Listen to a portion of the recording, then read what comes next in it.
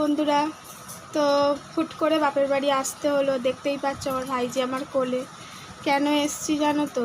খবর ভালো না, কারণ হঠাৎ করে ভাইয়ের বউ ফোন করলো সকালবেলাতে।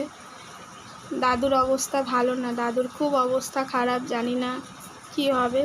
কারণ একদম আর দাদু উঠছে না, আজকে 3 দিন কিছু খাচ্ছেও না। এই তো সবে শ্বশুরমশাইকে হারালাম, আর আমি নিতে পারছি না, আমার ভীষণ শরীরটা খারাপ লাগছে, মানে মানতেই পারছি না। জানি না কি আছে, রাধা গোবিন্দকে ডাকছি যেন উনি আবার আগের মতন হেঁটে চলে বেড়ায়, সুস্থ হয়ে যায়। তো ভাইয়ের বউ তো আমাকে ফোন করলো, দিদি আসো একবার দেখে যাও। আর আজকে হুট করে চলে এসেছি, ছেলে পড়তে গেছে, ওকে আর নিয়ে আসিনি, তাড়াতাড়ি করেই এসেছি। দেখলাম দাদুর সত্যিই অবস্থা ভালো না, আর এখন বেরিয়ে যাব।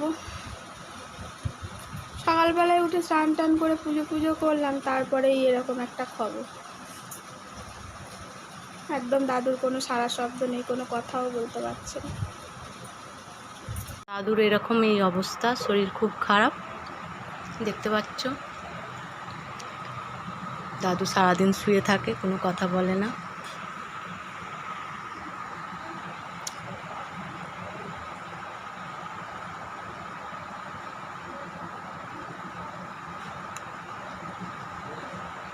চুপচাপ শুয়ে আছে।